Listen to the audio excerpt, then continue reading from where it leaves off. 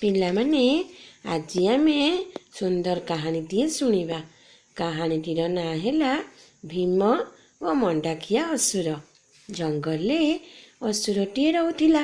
ସେ ରାତିରେ ଗାଁ ଭିତରକୁ ପଶି ମଣିଷମାନଙ୍କୁ ମାରି ଖାଇ ଦେଉଥିଲା। ରାତି ହେଲେ ତା ଭୟରେ ଲୋକମାନେ କବାଟ ବନ୍ଦ କରି ରହୁଥିଲେ। ଦିନେ ଗାଁର ଲୋକମାନେ ସଭା କଲେ। ସଭା ପରେ ଅସୁରକୁ କହିଲେ, ଆମେ ପ୍ରତିଦିନ ପାଳି କରି ତୁମ ପାଖକୁ ଶଗଡ଼େ ଲେଖାଏଁ ମଣ୍ଡା ପିଠା ପଠେଇବୁ। ତୁମେ ଗାଁରେ ପଶି ଆଉ ଆମକୁ ହଇରାଣ କର ନାହିଁ। ଅସୁର ଲୋକମାନଙ୍କ କଥାରେ ରାଜି ହେଲା। ଲୋକମାନେ ପାଳି କରି ପ୍ରତିଦିନ ଶଗଡ଼େ ଲେଖାଏଁ ମଣ୍ଡା ପିଠା ପଠାଇଲେ।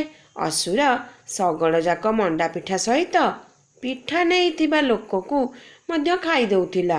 ଦିନେ ଜଣେ ଗରିବ ବୁଢ଼ୀର ପାଳି ପଡ଼ିଲା। ତାର ଗୋଟିଏ ବୋଲି ପୁଅ।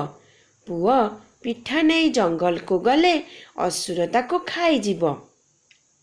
ଏକଥା ଭାବି ମନ ଦୁଃଖରେ କାନ୍ଦିବାକୁ ଲାଗିଲା।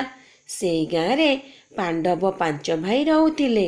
ବୁଢ଼ୀର କାନ୍ଦ ଶୁଣି ଭୀମ କହିଲେ, ମାଉସୀ ତୁମେ କାନ୍ଦନା।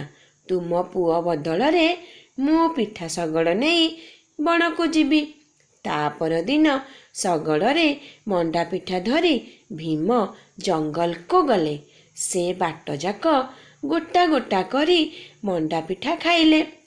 ଅସୁର ପାଖରେ ପହଞ୍ଚିଲା ବେଳକୁ ସବୁଯାକ ମଣ୍ଡା ପିଠା ସରିଗଲା। ଶଗଡ଼ରେ ମଣ୍ଡା ପିଠା ନଥିବା ଦେଖି ଅସୁର ଦାନ୍ତ କଡ଼ମଡ଼ କରି ରାଗିଗଲା। ଗର୍ଜନ କରି ଭୀମକୁ ଖାଇବା ପାଇଁ ମାଡ଼ି ଆସିଲା।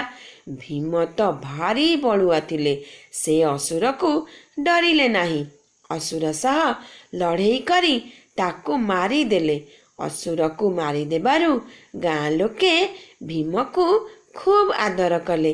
ସେହି ଦିନଠାରୁ ଗାଁ ଲୋକେ ମନ ଖୁସିରେ ରହିଲେ।